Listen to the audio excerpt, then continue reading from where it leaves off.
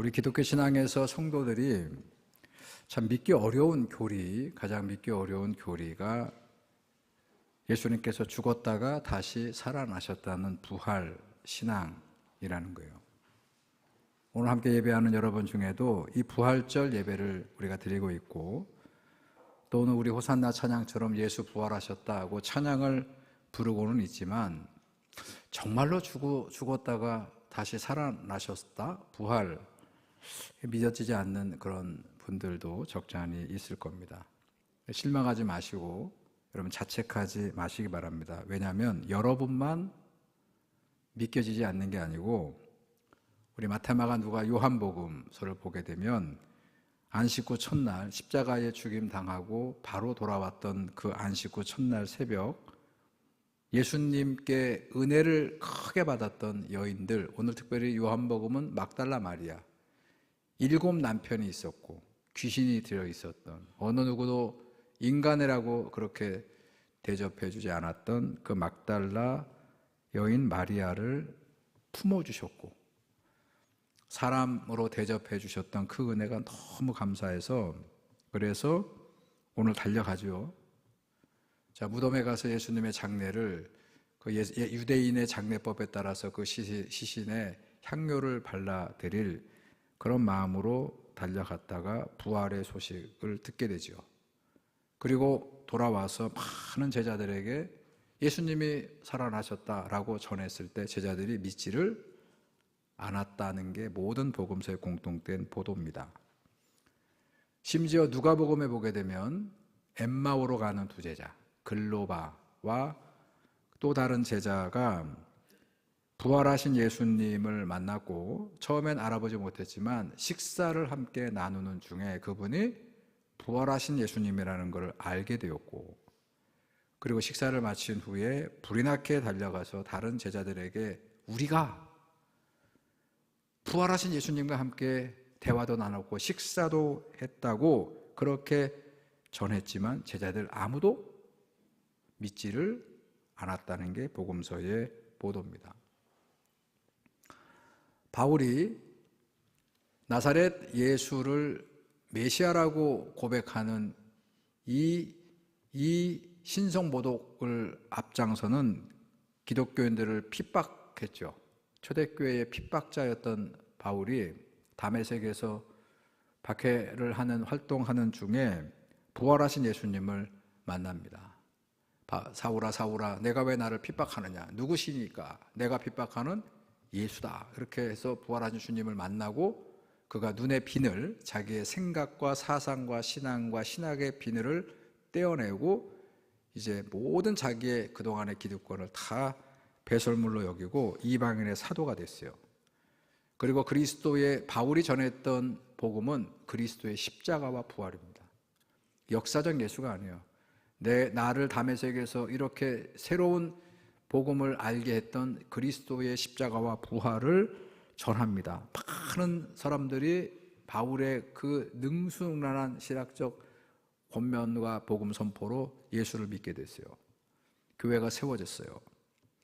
그런데 바울은 서신을 보게 되면 틈만 나면 뭐를 강조했냐면 부활신앙을 그 초대교회 성도들에게 강조했습니다.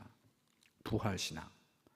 자, 왜 이렇게 부활신앙을 강조했냐면, 제자들이 그랬던 것처럼 초대교회 성도들도 다른 건 다 받아들이고 은혜고 감사한데 죽었다가 주님이 다시 살아났다는 것을 좀처럼 받아들이기가 어려웠어요.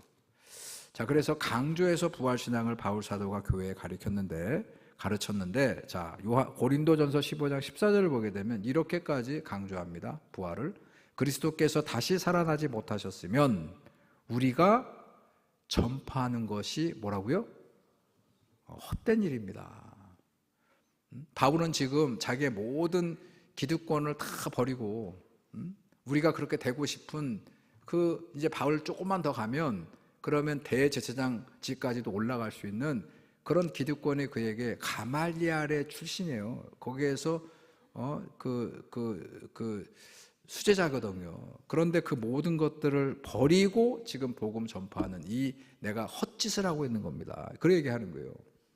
또 너희의 믿음도 헛것이며, 지금 이렇게 모여서 십자가 때문에, 사랑 때문에, 기적 때문에 많은 사람들이 지금 교회의 성도의 삶을 사는데, 믿음으로 사는데, 그 믿음도 부활에 대한 신앙이 없다면 다 아무것도 아닙니다. 그리고 부활의 신앙을 믿지 못하면 여전히 우리는 어디 가운데 있다고요? 구원받지 못하고 죄 가운데 있는 그런 것입니다. 즉 십자가와 부활, 예수의 십자가와 부활이 그리스도교 복음의 핵심이고 구원의 요체라는 그런 말씀을 바울 사도는 곳곳에서 하고 있는 것이에요. 자, 그런데 문제는 이렇게 중요한 부활의 신앙이 중요한 것임을 알매도 불구하고 문제는 잘 믿겨지지 않는 걸 어떡하냔 말이에요. 자, 믿겨지지 않으니까 바울이 계속 이 강조를 하고 가르침을 주거든요. 자, 오늘 무조건 믿어라. 그리고 그냥 그 부분은 그냥 대충 이렇게 스무스하게 넘어가고 하는 그러서는 안 되고 부활의 신앙을 어떻게 믿을까? 다른 방법은 없을까? 자, 오늘 그걸 한번 좀 찾아가 보려고 합니다. 자, 오늘 요한복음을 전하는 본문의 말씀을 통해서 우리가 함께 이 부활의 신앙을 다시 어떻게 가질 수 있을까를 한번 따라가는데, 자, 오늘 본문 요한복음이 전하는 본문에 보게 되면 막달라 마리아가 자, 예수님께 큰 은혜를 받았던 여인이 그 예수님 장례를 위해서 안식 후 첫날 새벽 미명에 자, 그 예수님의 시신을 모셨던 무덤을 갔다가 거기에서 자, 빈 무덤을 보는 거예요. 이분이 그리고 막 불이 나게 달려와서 오늘 2절을 보세요. 거기에 보면 시몬 베드로와 예수께서 사랑하시던 다른 제자, 이게 요한입니다. 요한은 항상 상투적으로 관역적 표현으로 예수님이 나를 가장 사랑하셨어 하는 얘기를 항상 빼놓잖아요. 예수께서 사랑하시던 제자 바로 요한에게 달려가서 자, 주님의 시신이 사라졌다는 그런 소식을 전했어요. 그랬더니 두 제자가 지체하지 않고, 다른 복음서하고는 다릅니다. 지체하지 않고 베드로와 이 요한이 무덤을 향해 달려갑니다. 자, 베드로가 나이가 훨씬 많았고 장가도 갔고 요한은 아주 젊은 어린 그런 제자잖아요. 그래서 누가 먼저 도착했겠어요? 달려가니까 그 언덕배기거든요. 자, 요한이 먼저 도착을 했는데 도착을 하고 났는데 갑자기 그냥 두려움이 확 몰려오는 거예요. 여러분 옛날에 무덤 아시죠? 무덤을 가면 괜시리 뭔가 좀 무섬증이라고 그러죠. 이렇게 누가 같이 안 가고 혼자 가면 무섬증이 이렇게 오는 게 있잖아요. 그게 확 온 것 같아요. 그래서 주춤하고, 우리의 무덤과는 다르거든요. 유대인들의 무덤은 돌무덤이에요. 선선한 곳에 시신을 모셔두는데 들어갈 용기가 없어서 그렇게 주춤하고 있을 때 베드로가 이제 도착을 했어요. 근데 베드로 아시죠? 성격이 어떤 성격이죠? 일단 부딪히고 보는 성격이에요. 근데 직진을 했어요. 그대로 그냥 요한은 주춤하는데 그냥 열려져 있는 돌문 안으로, 무덤 안으로 그가 들어갑니다. 6절 보시기 바랍니다. 무덤 안으로 들어가 보니, 그러고 보는 거예요. 시신을 찾는 거예요. 그랬는데 시신은 없고 세마포가 놓였고 또 머리를 쌌던 수건이 세마포와 함께 놓여 있는 것을 봤다. 예수님의 시신은 없고 이 세마포는 뭐냐면 수의예요. 수의. 우리로 얘기하면 수의를 입힌 건데 그 수의와, 그리고 우리로 얘기하면 이렇게 얼굴 이렇게 돌아가시면 이렇게 얼굴 싸는 거 있잖아요. 그걸 싸매놨는데 그게 한쪽에 잘 개켜져 가지고 정돈돼서 있고 예수님 시신을 보지 못했다는 거예요. 자, 그랬더니 그 다음에 들어왔던 요한이, 예수님이 사랑하시는 그 요한도 똑같이 그 무덤으로 들어와서 똑같이 살펴봤어요. 자, 8절 보시기 바랍니다. 자, 본문이 이렇게 됐죠. 그때야 무덤에 먼저 갔던 그 다른 제자도 들어가, 먼저 도착을 했는데 주춤하고 있던 그 제자도 들어가 보고 믿더라. 그렇게 되어 있어요. 자, 다시 한번 정리합니다. 자, 무덤이 비었다는 막달라 마리아 얘기를 듣고 베드로와 요한이 달려와요. 자, 그리고 먼저 무덤 안을 들어가서 살펴본 사람은 베드로입니다. 뭐를 봤다고요? 예수님의 시신을 덮었던 수의와 세마포, 천과, 그리고 예수님의 얼굴을 시신을 싸맸던 수건이 잘 정돈돼서 한켠에 이렇게 각각 이렇게 개켜 있는 그거를 봤어요.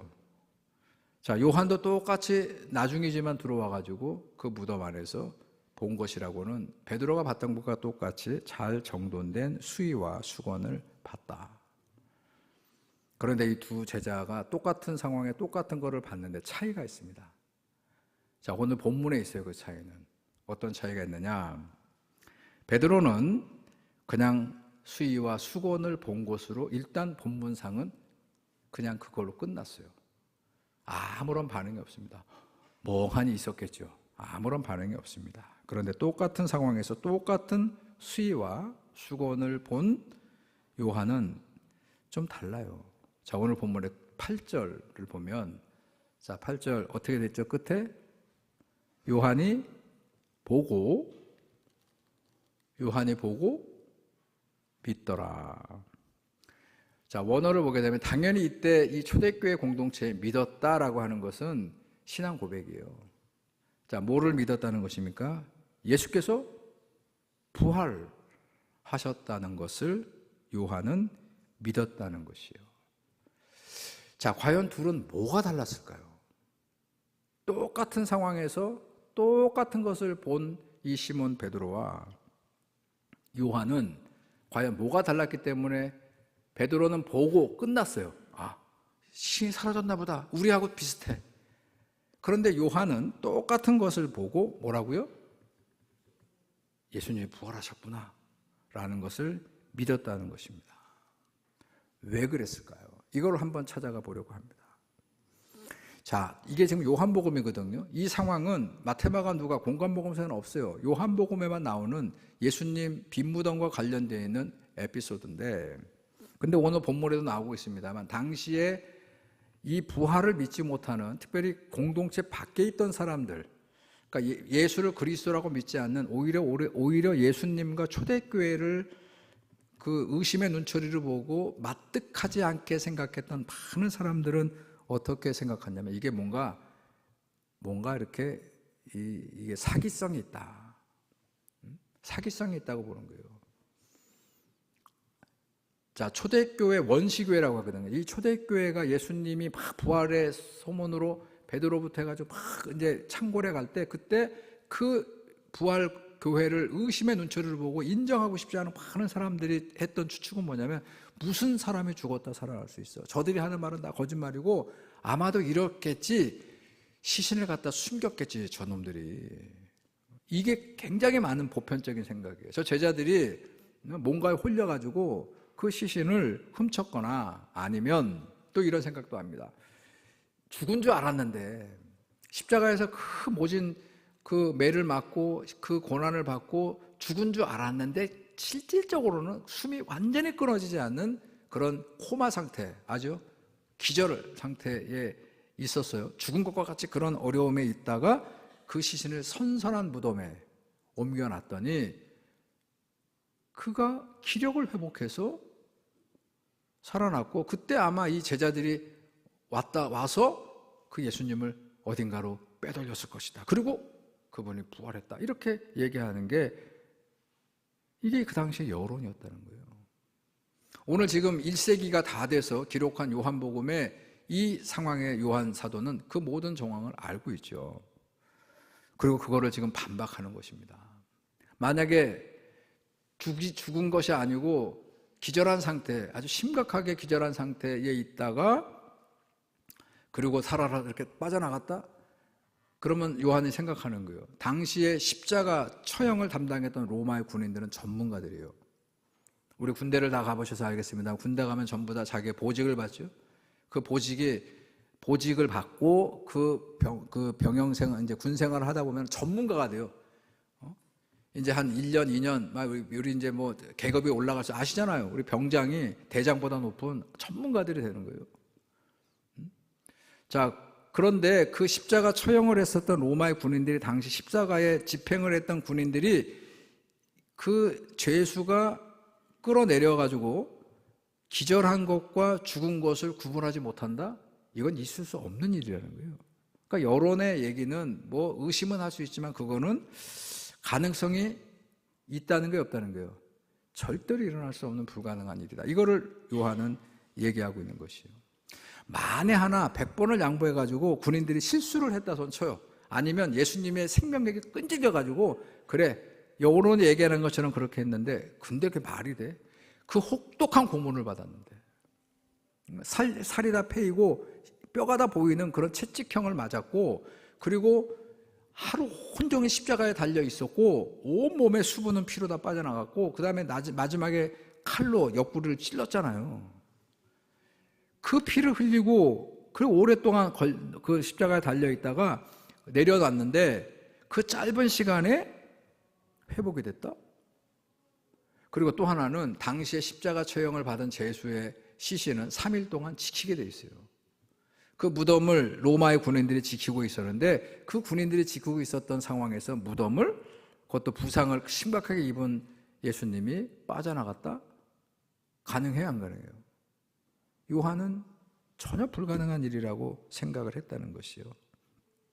자, 100번을 양보 또 해. 그래서 기력이 그래 코마 상태에서 예수님이 회복했고 그래 일군의 제자들이 도와서 회복됐다고 해. 근데 벌거벗긴 몸에다가 수의를 걸쳐 놓은 건데 그걸 왜 벗어두고 갔을까?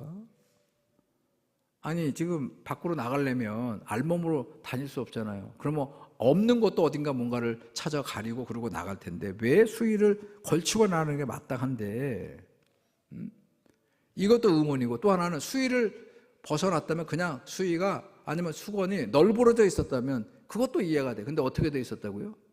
요한이 본 건 뭐예요? 베드로가 본 건 뭡니까? 그게 잘 정돈되고 개켜져서 각각 한쪽 저쪽 구석에 있었다는 것 이해할래야 이해할 수 없었다는 얘기예요. 요한은. 자, 그렇다면 누가 시신을 훔쳐간 것도 아니고 코마 상태에 있던 주님이 기력이 회복돼 가지고 제자들의 도움을 받아서 이 무덤을 빠져나간 것도 아니라면 도대체 무슨 일이 벌어져 가지고 이 상황이 지금 수위가 저렇게 정돈되어 있는 것일까를 생각하면서 요한은 무슨 생각을 했을까요? 베드로는 아무 생각이 없었지만 요한은 무슨 생각을 했을까요? 다른 방법이 있었을까? 다른 가능성을 생각하지 않았겠습니까? 뭐가 생각났을까요? 이 제자잖아요. 예수님이 살아생전에 늘 당신들에게 제자들에게 가르쳤던 그 말씀들이 여러분 그러나 제자들은 듣고 싶은 말씀 들었고 듣고 싶지 않은 말씀들이 이때야 생각이 나지 않았겠어요? 마가복음을 보게 되면 마가복음에는 그걸 기록을 해놓습니다. 3번이나 연거봐. 마가복음 8장 31절, 마가복음 9장 31절, 마가복음 10장 33절에 이 말씀 하셨죠? 예루살렘에 올라오시면서 뭐라고 그랬죠? 인자가 예루살렘에 올라가면 많은 고난을 받고 사람들의 손에 넘겨져 죽임을 당하고 죽은 지 3일 만에 살아나리라. 어디서 그런 말을 하시냐고. 베드로는 멱살을 잡았던 그 상황이에요. 왜 그런 말씀을 하시느냐고. 왜 죽는다는 말씀을 하시냐고. 올라가서 가지고 왕이 되셔야 될 분이 왜 그렇게 나약하게 말씀하시냐고. 주님은 말씀했지만 제자들은 결단코 듣고 싶어 않았던 그 말씀이 이 상황에서 아무런 이 지금 상황을 대변할 수 있는 그런 일이 안 벌려졌다면 이 빈 무덤을 보고 요한은 무슨 생각을 하는 거예요? 살아생전 주님이 우리에게 하셨던 그 말씀을 생각해 보는 것이에요. 여러분, 부활은 어느 누구도 경험해 본 사람이 없습니다. 예수님 외에는. 그 전에도 없었고 이후에도 없어요. 여러분 주변에 부활을 경험했다는 사람 있어요? 목사님, 내가 본 천국의 저자가 갔다 와가지고 글을 썼는데요. 그게 부활이에요? 여러분 예수님의 부활과 혹시 누군가 옛날에 그런 적이 있어요. 죽은 줄 알았는데 세상에 이런 일이 옛날에 보게 되면 죽은 줄 알았는데 장사까지 다 치렀는데 무덤에 다 하관까지 했는데 그런데 기적적으로 살아서 나온 사람이 간혹 있다는 해외 토픽 보셨죠? 해외 토픽 볼 것도 없습니다. 여러분 성경에 보게 되면 나사로 죽어서 시신이 다 장례되어서 나흘이 지나서 시체 썩는 냄새가 폴폴 나는 그 상황에서 주님께서 그 나사로를 살리신 이야기. 그러면 나사로가 부활한 겁니까? 여러분 그 학원 에게이로라고 하는 거, 나사로가 살린 얘기에는 에게이로라고 하는 말을 쓰지 않아요. 에게이로는 뭐냐면 에게이로 다시 일으켜 세웠다는 뜻이거든요. 그러니까 리소렉션이라고 쓰는 거예요. 부활을. 리소렉션 이렇게 라틴어에서 나온 건데 다시 그러니까 하나님께서 죽은 자 가운데 하나님의 생명의 손으로 이렇게 세운 걸 에게이로 이게 부활이에요. 우리 성경의 부활이라고 번역한 거예요. 세상에 예수님 외에는 어느 누구도 부활을 직접 경험해 본 사람이 없습니다. 경험하지 못하면 설명할 수가 없습니다. 설명을 제대로 하지 못하면 우리가 이해할 수가 없습니다. 여러분 기억하세요. 부활은 설명으로 되는 게 아니라고요. 설명을 잘 해가지고 제가 여러분들한테 부활이 이런 겁니다 하고 기가 막힌 설명을 해가지고 여러분들이 목사님 말씀을 들어보니까 부활이 그런 거군요 하고 이해할 수 있는 영역이 아니라는 거예요. 설명도 안 되고 이해도 되지 않는 이 부활 사건이 그렇다면 일어나지 않은 건가요? 근데 그게 일어났다는 것이요. 우리가 설명되지 않는다고 이해할 수 없다고 일어나지 않는다? 그거는 오히려 그 이성적인 거에서 맹점이에요, 맹점. 뭐하고 같냐면 애벌레 아시죠? 애벌레. 나비와 애벌레 관계 아시죠? 나비가 헐헐 날아서 나비가 됩니다. 근데 나비는 하늘을 날아다니는 그 나비가 되기 전에 그 존재태가 뭡니까? 애벌레였어요. 애벌레가 나비가 되는 그 생성 과정을 우리는 알고 있지만 나비들은 자기들이 애벌레가 됐다는 걸 모를 거예요. 그 신비를, 그 이치를 이해할 수 없어요. 여러분, 저 연못가에 살고 있는 개구리들이 그 개구리가 되기 이전에 뭐였죠? 올챙이와 개구리의 존재태는 전혀 다르다는 거예요. 그러나 없었던 게 아니잖아요. 그러나 이해가 할 수 없는 그런 이치와 같다는 것입니다. 자, 저는 시몬 베드로는 들어와서 똑같은 상황에 똑같은 빈무덤을 보고 잘 개켜져 있는 수의와 수건을 보고 하고 그냥 끝났다면 요한은 그 현장을 보면서 아까 그랬죠. 살폈을 것이라는 것이에요. 살펴보는 마음이 중요합니다. 생각해보는, 주변에서 일하는 일을 유심히 살펴보고 관찰하고 그리고 그것이 무엇을 의미하는가를 진지하게 생각하고 질문하고 그런 태도가 신앙생활에 굉장히 중요하다는 것이에요. 필요하고 덮어놓고 믿는 게 아니고.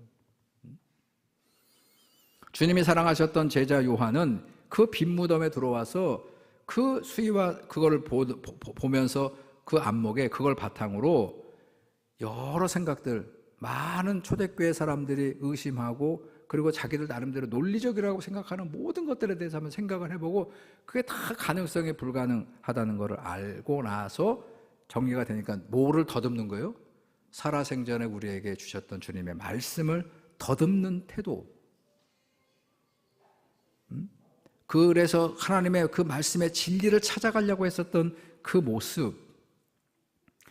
모습이 2000년 역사 동안에 예수 부활의 신앙 고백을 삶으로 증언하는 그런 사도들의 모습이 있었다는 것이요. 여러분, 우리가 이렇게 일상적인 삶을 살다가 전혀 예기치 못했던 그런 어떤 일에 막다트려요. 오늘 요한 사도가 그랬던 것처럼 전혀 상식적으로는 벌어질 수 없는 그런 일에 맞닥뜨렸을 때 에이, 상식적으로 그런 일이 가능해? 하고 의심하고 끝나지 않고 모든 상황을 진지하게 살피고 그 다음에 그 상황에서 뭐가 그의 마음을 때렸냐면 주님의 말씀이라는 것이요.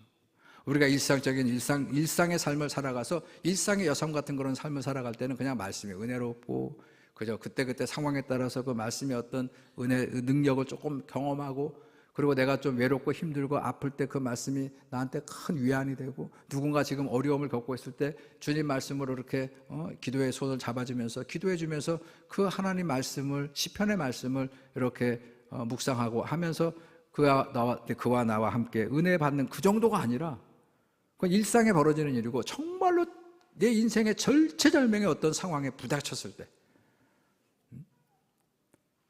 건강검진을 받아갔는데 불치병이라는 거예요. 치료될 수 없는 그런 상황이 하루아침에도 우리한테 닥쳐올 수 있을 때 그때 평소에 내게 들려졌던 말씀은 평상시와는 다를 거란 말이에요.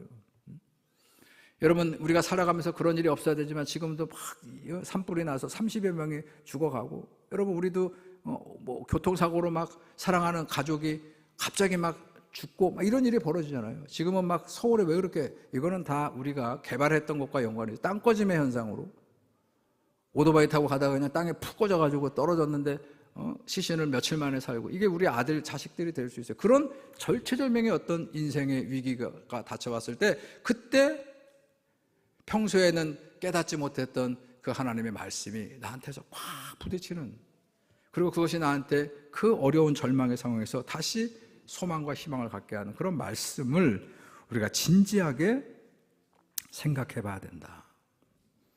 여러분, 부활절에 제가 여러분들의 부활의 신앙으로 그 견고한 신앙을 계속 견지하고 부활의 소망으로 살아가기 위해서는요, 부활에 대한 말씀, 사람들이 얘기하고 있는 그런 그 얘기 말고 성경을 통해서 부활의 말씀들을 깊이 묵상하고, 그 말씀에 그냥 대충 보는 게 아니고 그 말씀의 참다운 의미가 무엇인가를 여러분들이 자꾸 고민하고 묵상하면, 그러면 그런 분들에게 부활의 그런 신앙의 생활하는 분들은, 이미 부활을 믿고 있는 분들은 그 믿음이 더욱더 견고한 믿음이 되고 성숙해질 것이고요. 아직 부활의 그 외에도 여러 가지 잘 믿겨지지 않는 그런 믿음의 정도에 있는 분들도 그렇게 하나님 말씀의 신앙으로 십자가가 되었던, 부활이 되었던 그 외 모든 주님의 기적과 병고침의 사건들이 그렇게 성경 말씀을 통해서 우리가 진지하게 그 말씀을 대하면 어느 순간인가 나에게 그 부활의 은총이, 그 십자가의 은혜가, 그 기적의 능력이, 그 병고침의 역사가 곧 나의 신앙이 되고 내 삶의 주님의 놀라운 능력이 된다는 것을 경험하게 될 것이요. 말씀의 신앙 가지셔야 됩니다. 하나님 말씀의 신앙으로 무장하셔야 됩니다. 그 말씀의 신앙에 모든 가르침과 해답이 담겨 있습니다. 그 신앙으로 무장하고 오늘도 부활의 기쁨의 증인이 되는 우리 모두가 되기를 다시 한번 주님의 이름으로 축원합니다. 부활절 아침에 저희들을 부르시고 오늘도 요한복음의 말씀을 통해서 막달라 마리아가 주님을 섬기기 위해서 무덤을 찾았다가 빈 무덤을 발견하고 달려가서 시몬 베드로와 주님이 사랑하셨던 제자 요한에게 그 주님의 부활의 소식을 전했을 때 그들이 달려와서 빈 무덤 안에 잘 개켜져 있는 수의와 수건을 보고, 베드로는 그 상황을 보고 그냥 멈췄지만 요한 사도는 끊임없이 진지하게 되물으면서 부활의 주님을 믿었던 것처럼, 살아생전에 제자들을 향해서 선포하셨던 주님의 말씀이 역사했던 것처럼, 오늘 이 부활절 아침에 부활의 소망과 신실한 기쁨을 가지고 살아가기 원하는 백성들에게 선포되는 그 말씀이 능력이 되게 하시고, 십자가와 부활의 말씀이 우리 안에서 성숙해지게 하시고, 그 신앙이 부활의 온전한 기쁨 가운데 거하는 모든 주의 성도들 될 수 있도록 인도하여 주시옵소서. 예수님의 이름으로 기도드렸습니다.